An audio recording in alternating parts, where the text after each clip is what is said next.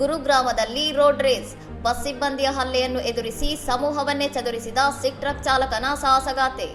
ಹರಿಯಾಣದ ಗುರುಗ್ರಾಮದ ಫರೂಕ್ ನಗರದಲ್ಲಿ ಟ್ರಕ್ ಮತ್ತು ಖಾಸಗಿ ಬಸ್ ನಡುವೆ ಸಣ್ಣ ಡಿಕ್ಕಿಯಾದ ಬಳಿಕ ನಡೆದ ವಾಗ್ವಾದವು ಬಸ್ ಸಿಬ್ಬಂದಿ ಹಾಗೂ ಟ್ರಕ್ ಚಾಲಕನ ನಡುವಿನ ಭೀಕರ ಘರ್ಷಣೆಗೆ ದಾರಿ ಮಾಡಿಕೊಟ್ಟಿದೆ.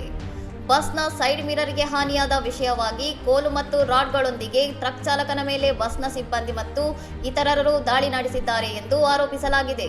ಸಂಖ್ಯಾಬಲವಿದ್ದ ಬಸ್ ಸಿಬ್ಬಂದಿಯ ಗುಂಪಿನ ದಾಳಿಯನ್ನು ಎದುರಿಸಿದ ಸಿಕ್ ಟ್ರಕ್ ಚಾಲಕ ತನ್ನ ರಕ್ಷಣೆಗಾಗಿ ಕತ್ತಿಯನ್ನು ಹಿಡಿದು ಬೋಲೆ ಸೋ ನಿಹಾಲ್ ಎಂದು ಘೋಷಣೆ ಕೂಗುತ್ತಾ ಆ ಗುಂಪನ್ನೇ ಬೆನ್ನಟ್ಟಿದ್ದಾನೆ.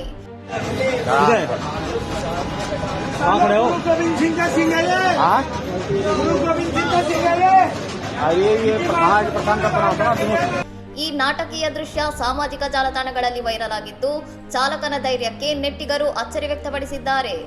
ಘಟನೆಯಲ್ಲಿ ಯಾರಿಗೂ ಗಂಭೀರ ಗಾಯಗಳಾಗಿಲ್ಲ ಎಂದು ತಿಳಿದುಬಂದಿದೆ. ವಿಷಯ ತಿಳಿದು ಸ್ಥಳಕ್ಕೆ ಆಗಮಿಸಿದ ಗುರುಗ್ರಾಮ ಪೊಲೀಸರು ಎರಡೂ ಕಡೆಯವರನ್ನು ಕರೆಸಿ ಮಾತುಕತೆ ನಡೆಸಿ ಪರಸ್ಪರ ರಾಜಿ ಮಾಡಿಕೊಳ್ಳುವ ಮೂಲಕ ಪ್ರಕರಣವನ್ನು ಸದ್ಯಕ್ಕೆ ಬಗೆಹರಿಸಿದ್ದಾರೆ.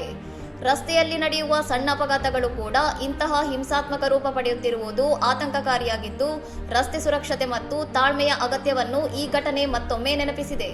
ಇನ್ನಷ್ಟು ಸುದ್ದಿಗಳಿಗಾಗಿ ನೋಡ್ತಾ ಇರಿ ಸೌರಂ ಟಿವಿ.